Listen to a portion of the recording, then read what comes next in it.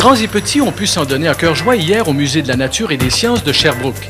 Ils ont pu jouer avec une douzaine de robots conçus par les étudiants en génie électrique et génie informatique de l'Université de Sherbrooke.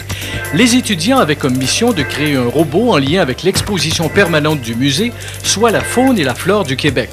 Le robot chouchou du public sera exposé de façon permanente au musée.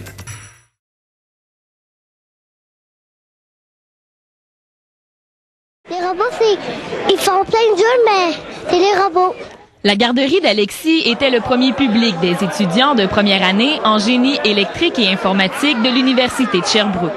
Le concours existe depuis 10 ans, mais depuis le tout début, c'était par rapport aux enfants autistes.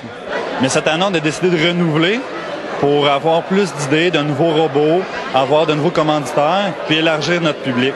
En collaboration avec le Musée de la Nature et des Sciences de Sherbrooke, les 12 robots éducatifs devaient respecter le thème des 4 saisons de la faune et de la flore du Québec.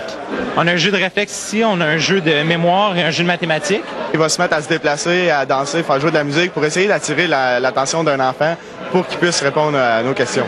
Le prototype devait se déplacer, une contrainte qui a donné du fil à retordre à l'équipe du bonhomme de neige. Hier matin, il ne fonctionnait pas encore, donc on a réussi hier soir à le faire fonctionner.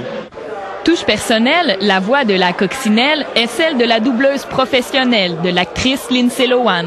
Pour faciliter l'apprentissage, c'est mieux utiliser une voix qui a un bon ton, un bon débit. Lui, là-bas, il affiche les questions, puis on les lit.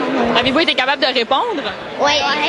Si ces robots ont été conçus par des génies, certains concepteurs se sont toutefois rendus compte que leur notion de science-nature était bien loin dans leur mémoire.